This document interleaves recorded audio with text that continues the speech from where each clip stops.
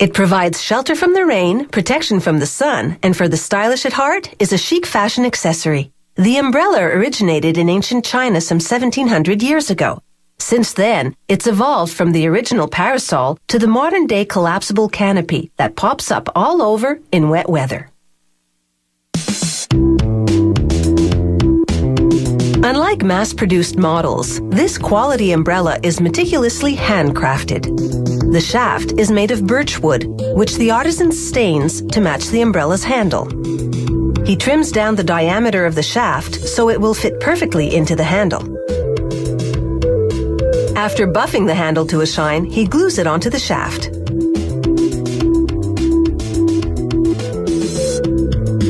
The artisan forms two springs from wire made of nickel silver, a type of metal that can withstand extreme tension.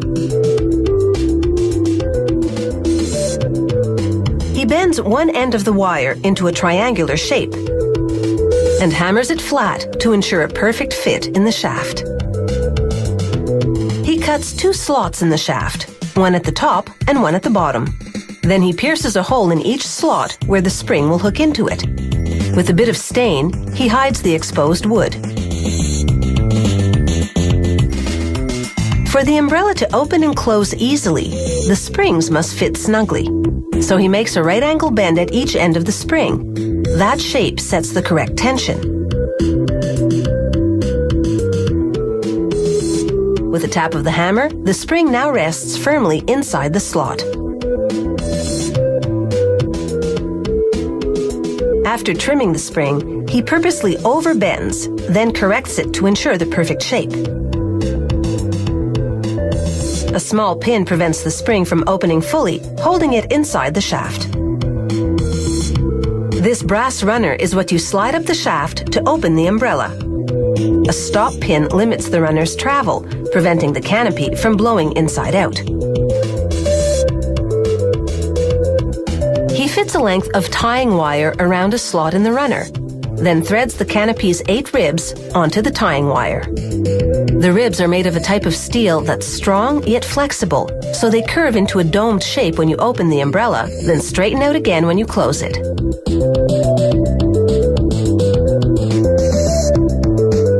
He wires the rib's other ends to what's called a notch. Once wired into the notch's opening, the ribs rest just below the handle line. At the spot where the notch will sit on the shaft, he drills a hole for the pinning wire that holds it in place.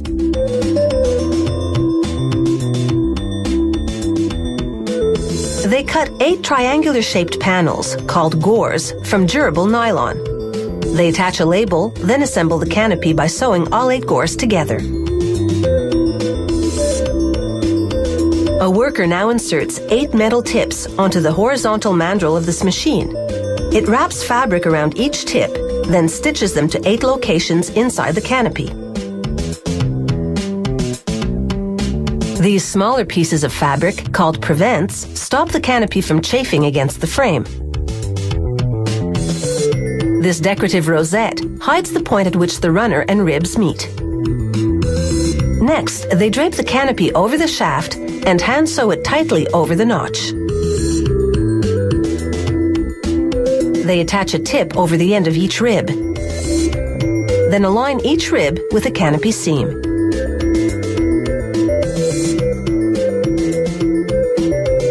After checking the fabric for imperfections, a worker secures the ribs in position by sewing them to their respective seams.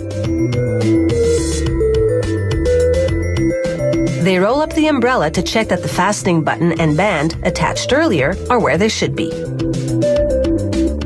They finish off the umbrella by jamming a decorative ring over the notch. Then they crown the top of the shaft with a ferrule, a brass cap with a protective steel tip. This company embellishes its shafts with a silver-plated band, ideal for engraving the owner's initials. After a quick wash, they iron the canopy for a neat, crisp finish. The final touch is a matching cover, one you can slide off in an instant if you're caught in a sudden shower.